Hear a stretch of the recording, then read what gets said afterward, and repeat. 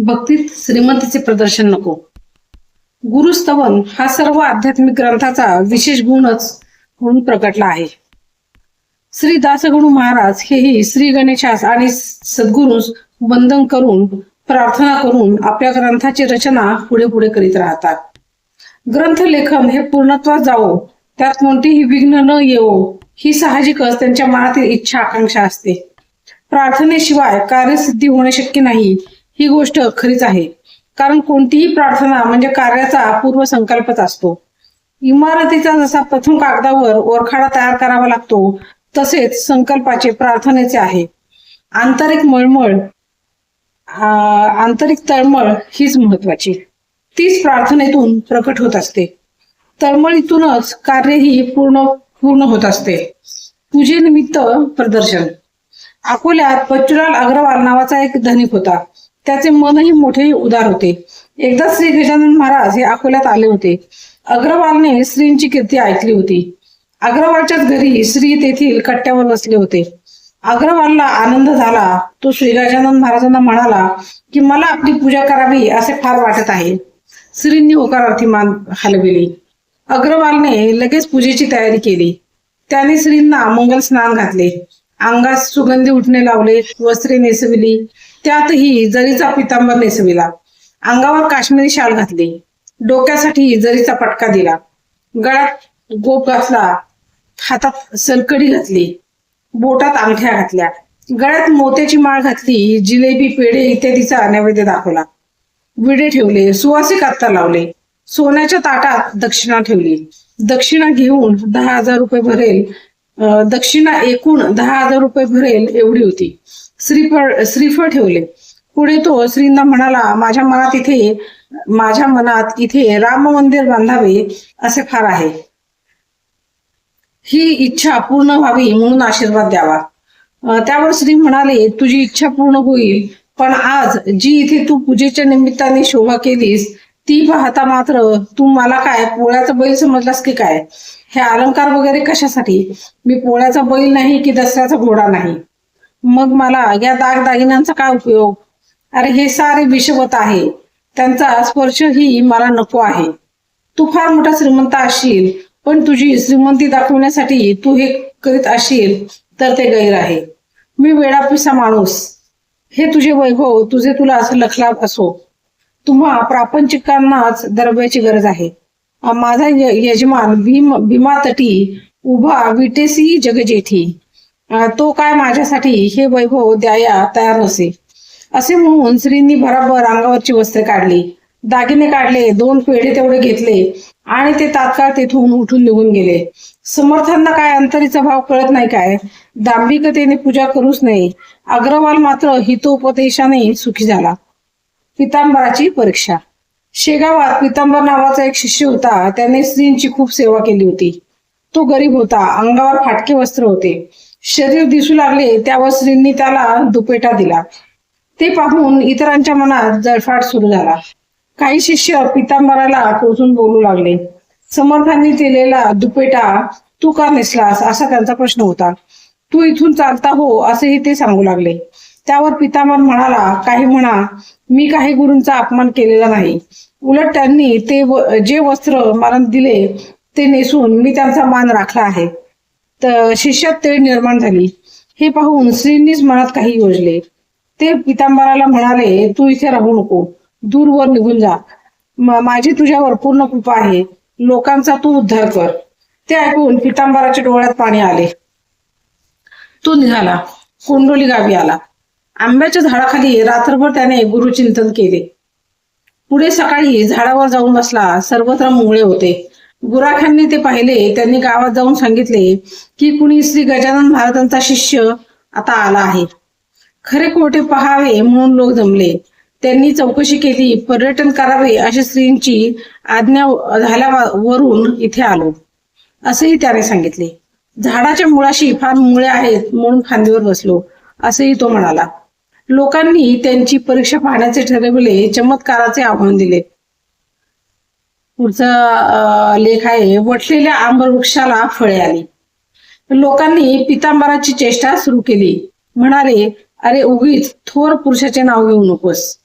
मंडळी, हे जर तुम्ही आतापर्यंत ऐकत असाल तर कमेंट्स मध्ये गणगण गणात बोते असं नक्की लिहा. त्याचा तुम्हाला स्वतःला खूप छान फायदा होईल. लोकांनी पितांबराची चेष्टा सुरू केली. म्हणाले, अरे उगीच थोर सत्पुरुषाचे नाव घेऊ नकोस. राजाची राणी म्हणविणाऱ्याने मोल मजुरी करून पोटाची खळगी भरावी अशातलाच हा प्रकार दिसतो. लोकांपैकी एक देशमुख नावाचा गृहस्थ पुढे आला. म्हणाला, अरे सोंगाड्या, श्री गजानन महाराज हे थोर सत्पुरुष आहेत. उगीच त्यांचे नाव घेऊन त्यांच्या महात्म्याला बट्टा लावू नकोस. त्यांनी आम्रवृक्षाला ऋतू नसताना फळे आणली होती. तू किमान पाने आणलीस तरी पुरे आहे, नाहीतर इथे तुझी काही धडगत नाही. बळीराम पाटील यांचा एक आम्रवृक्ष वटलेला होता. त्याला पाने आणून दाखविण्याविषयी देशमुखांनी आग्रह केला. सद्गुरूंचा अर्थ धावा. आम्रवृक्षाला पाने आणली नाहीस तर मार खाशील आणि श्रींचा खरा शिष्य असशील तर आम्हाला वंद्य होशील, असेही गावातील मंडळींनी सांगितले. पितांबर मनोमन घाबरला. तो लोकांना विनवू लागला की अशी खोड पैज घालू नका. एकाच खाणीत रत्नही असते आणि गारही म्हणजेच खडा असते. मी गार आहे, श्री हे रत्न आहेत. पण देशमुख काही ऐकेनात. ते म्हणाले की उगीच चुरूचुरू बोलू नकोस, मागे पुढे पाहू नकोस. संकट समयी सद्गुरूंचा धावा केल्यास सद्गुरूंच्या प्रभाव शक्तीचा अंश मात्र का होईना परिणाम होतोच. पितांबराला इकडे आत तिकडे विहीर असे होऊन गेले. सर्व लोक वटलेल्या आम्रवृक्षाजवळ जमले.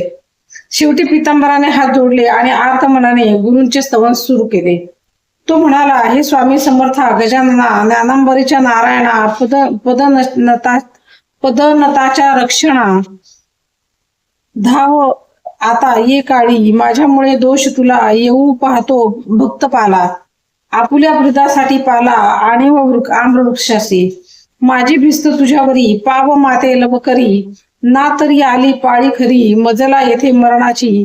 पितांबराच्या मनात एकच विचार दृढ होता, तो म्हणजे देव आणि संत यात काही भेद नाही. संतांमुळेच खरी तर भक्ताला किंमत आहे.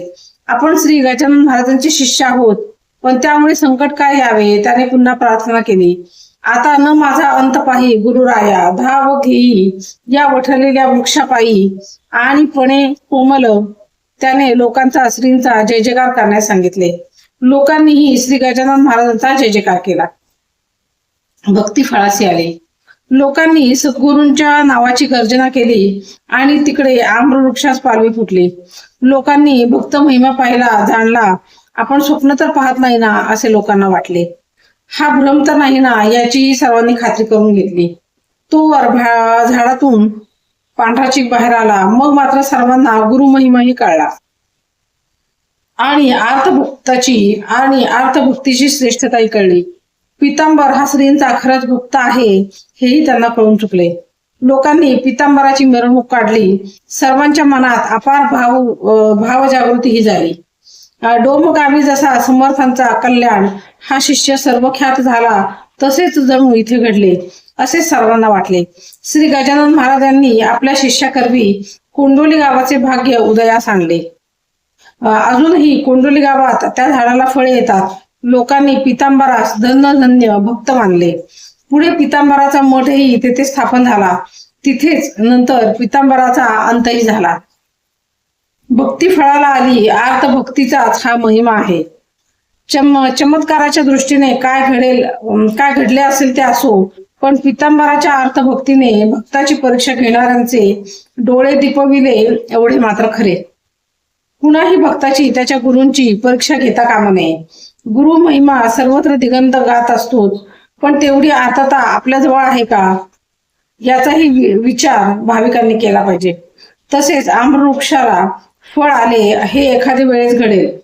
सतत लोकांनी भक्ताची होड पैज करू नये आणि भक्तेनेही सतत देवाला त्यासाठी तोलू नये. नाहीतर भक्तिभाव दृढ होण्याऐवजी भक्ताच्याही ठिकाणी अहंकार निर्माण होण्याची भीती असते. गणगणात बोते. मंडळी, आपण हा चॅनल अशासाठी चालू केलेला आहे की ज्यांना सकाळी वाचायला सवड होत नाही. आपल्या ज्या भगिनी आहेत त्यांना सकाळी लवकर उठून ऑफिसला जायचं असतं, घाई स्वयंपाक वगैरे करून. आपले जे भाऊ आहेत त्यांनाही सकाळी लवकर उठून वाचन करायची खूप इच्छा असते, पण वाचायला सवड होत नाही. किंवा घरातली वृद्ध मंडळी असतात त्यांना वार्धक्यामुळे वाचन करणं बसून शक्य होत नाही, डोळ्याला दिसत नाही, त्यामुळे त्रासदायक होतो. तर अशांसाठी आपण हा चॅनल चालू केलेला आहे की त्यांना काहीही करायचं नाही, फक्त हेडफोन कानात घालायचे आणि ऐकायचे. घरातल्या वृद्ध मंडळींना जर युट्यूब चॅनल तुम्ही चालू करून दिलात मोठ्या आवाजात तर त्यांना छान ऐकता येईल आणि त्याचं तुम्हाला खूप खूप मोठं सद्भाग्य तुमच्या वाट्याला येईल. तर लवकरात लवकर तुम्ही आपलं चॅनल सबस्क्राईब करा.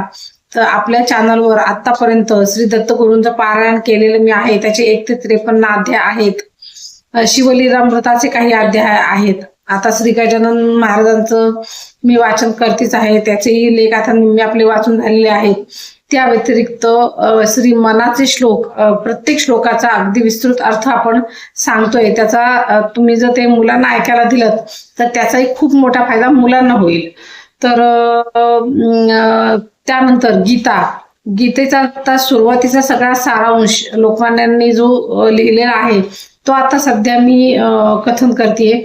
तर हळूहळू तुम्हाला गीता म्हणजे काय त्याचं सुंदर गीतेचा अर्थ हळूहळू समजायला लागेल. तर त्यासाठी लवकरात लवकर आपल्या चॅनलला सबस्क्राईब करा आणि आपला चॅनल अनेक लोकांपर्यंत पोहोचवा. धन्यवाद. आम्ही कमेंट्समध्ये गण गण गणात बोते असं नक्की लिहा. धन्यवाद.